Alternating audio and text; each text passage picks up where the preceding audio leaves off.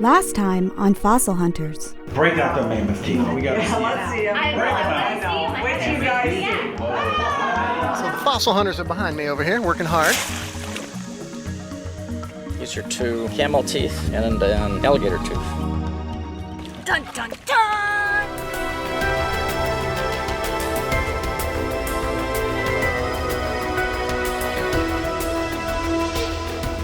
I just see something dark and I grab it. Can't wait to come out here again. And I almost had a heart attack.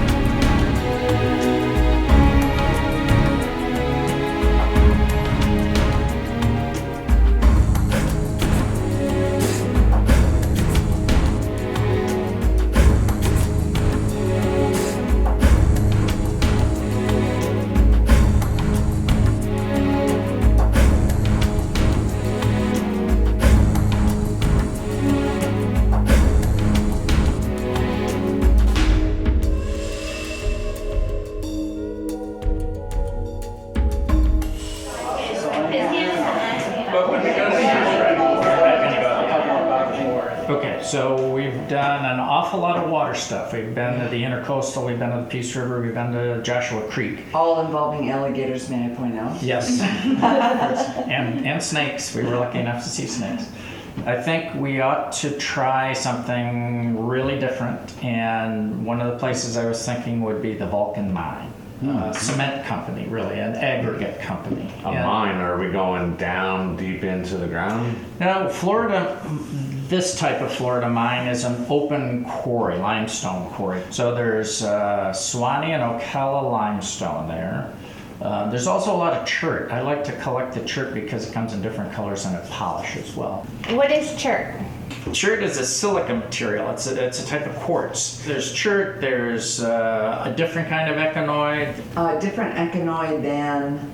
Well, remember when Zach and Zoe were in the driveway in front of their house?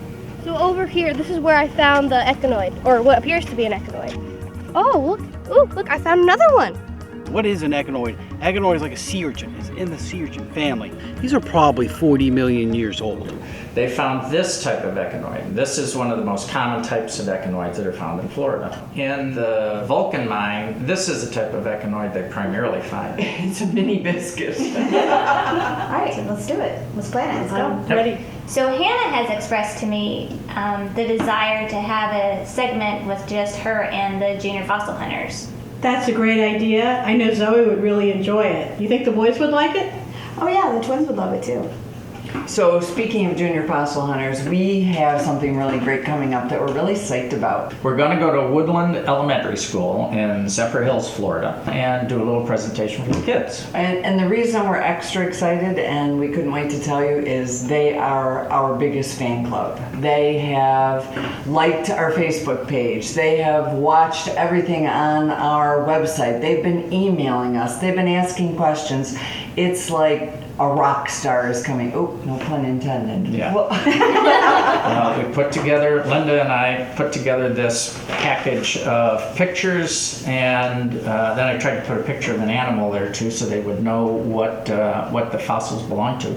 We're going to give each pair of kids this collection of fossils, and they're going to dump these out onto the towels. So it's the whole idea of teaching them to discover it, identify it, and then put it in the bin. Right. So there's a deer antler like that deer antler, and here's a meg tooth like the meg tooth page, and here's a dugong rib like the dugong rib page. And basically we're saying, okay, you're going to fossil hunt in the classroom. Oh, yeah. That is very cool, what you have on your neck. Is that a meg tooth? Yes, this is the one I recently found on Casperson.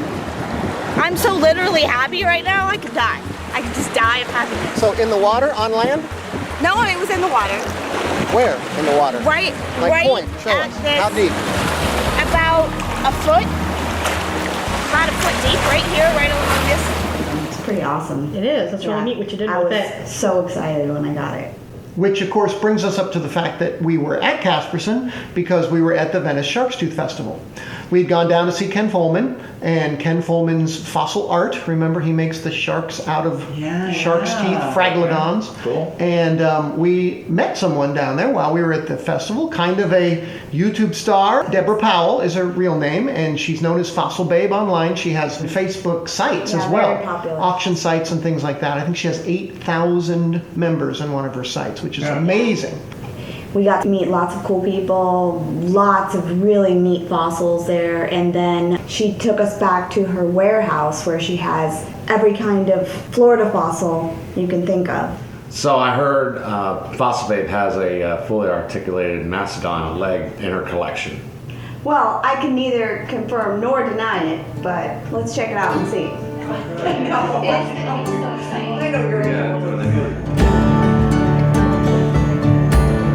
Here we are at the Venice Shark Tooth Festival. I have junior fossil hunters Alex and Noah with us. Don's behind the camera. We're gonna go check it out.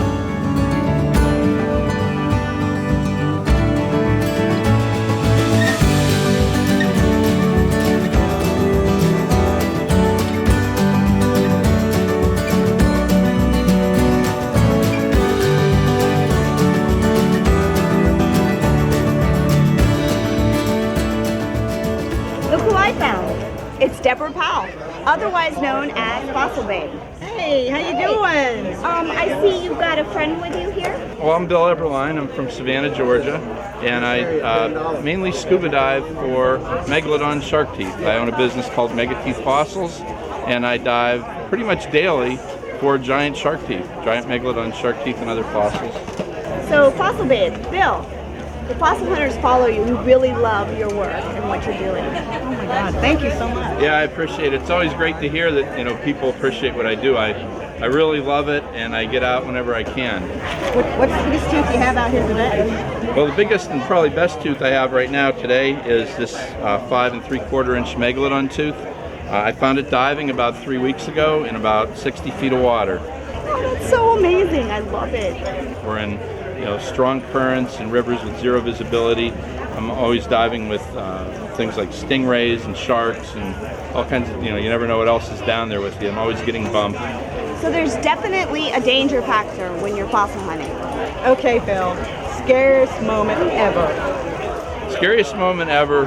I was diving once in about 60 feet of water.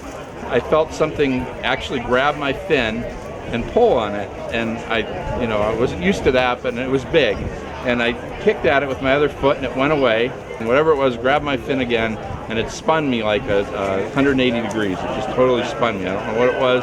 I started kicking at it again, and it let go and went away. So I thought, well, I got to get out of here quick. And then I started finding a bunch of shark teeth, and I thought, well, whatever it was didn't kill me before, and I kept diving.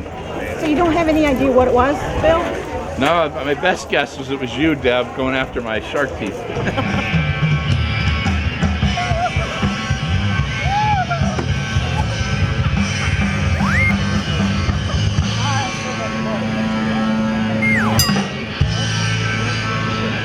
We're here at the Shark Tooth Festival, and I met some friends here. This is Steve and Rachel. Hi there. Hey They're there. vendors here at the Shark Tooth Festival.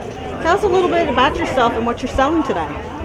Okay, well, we sell fossils and artifacts, and that's what we do actually. We look for fossils and artifacts. These are some of the jewelry that me and my lovely wife make with our hands. Everywhere we travel and we do shows, we're making a point of trying to collect things all over. So we go to New York, we get Herkimer diamonds, we get trilobites. We go to Colorado, we get some smoky quartz, right? Yep. We've got some Peace River stuff from here in Florida. We've got lots of goodies, lots and lots of goodies. My specialty really is whale specimens, and I love to find whale skulls, and you can find them all over South Carolina in the institutions. I make donations to all of the great institutions in South Carolina. I was just walking around and I saw my friend Jody here, and I figured I'd come by and take a peek to see what he's been doing this year. And I just happened to look down here, and you want to help me, Jody? Yeah, I've picked up a couple of megs. Every now and then I'll have a pretty good day and find a few megs here and there.